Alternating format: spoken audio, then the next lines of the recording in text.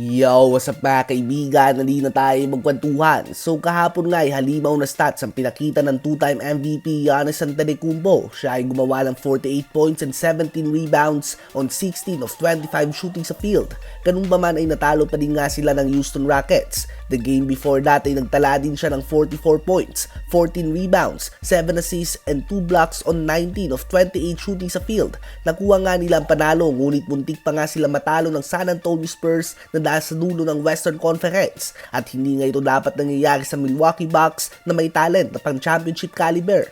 Bagamat maganda ang record nila at hawak nila ang second seed sa East sa 25 wins and 11 losses, alam nga natin na kaya pa nilang i-improve yan at may mga games kung saan nakukuha nila ang panalo dahil nadadala nila ito sa talento at mga halimaw na performance si Giannis. Ngunit may mga talo nga sila na masasabi mo na talagang may mali sa kanilang team at tiyak na mahihirapan sila sa playoffs tulad na lamang ng 4 na talo nila sa Indiana Pacers sa season na ito.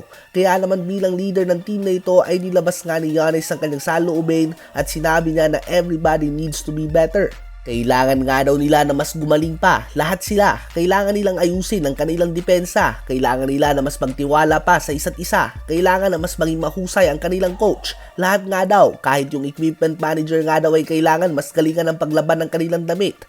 Ang kanilang bench ay dapat umayos din umano.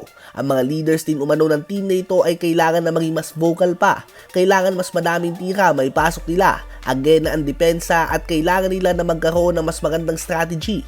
So ayun nga po mga kaibigan, napakagandang pag-call out ang ginawa ni Giannis sa kanyang team dahil lahat nga talaga, mapa-coaching staff man ito, bench players at sila na mga leader ng team ay sinisi niya sa hindi magandang performance ng Milwaukee Bucks. Wala nga siyang sinisi in particular kundi win together, lose together attitude ang kanyang pinakita. Ano ba masasabi no sa pinapakita ng arguably best player in the world ngayon?